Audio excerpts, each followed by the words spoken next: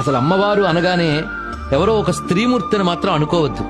అమ్మవారి నిజానికి ఎలా ఉంటారయ్యా అంటే మీరే చదువుతున్నారు. నిరాధార నిరంజన నిర్లేప నిర్మల నిత్యాహారము లేనిది. ఇప్పుడు అమ్మవారు ఆడదా మగదా? మగదా ఏంటి మగాడా? ఏమిటండి, ఏమిటి ఆకారం ఉందా ఆవిడికి? ఆడా మగ చెప్పగలరా? నిరాకార అక్కడే చెప్తున్నాడు. అదండి హిందూ ధర్మంలో గొప్పతనం. ఇది అర్థం కావాలంటే మా వ్యాసుడు వారు దేవి పురాణంలో అద్భుతంగా మాట చెప్పారు. ఒకటే స్వరూపమయ్యా పరమాత్మ.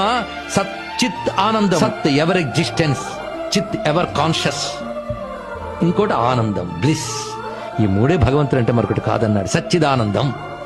దాన్ని నువ్వు పుంరూపం వా స్మరిత్, నువ్వు స్త్రీ రూపంలో ధ్యానించు, లేదా పుంరూపం వా పురుష రూపంలో ధ్యానించు. అసలు ఏ రూపము లేని నిర్గుణము నిష్కళమని ధ్యానించు.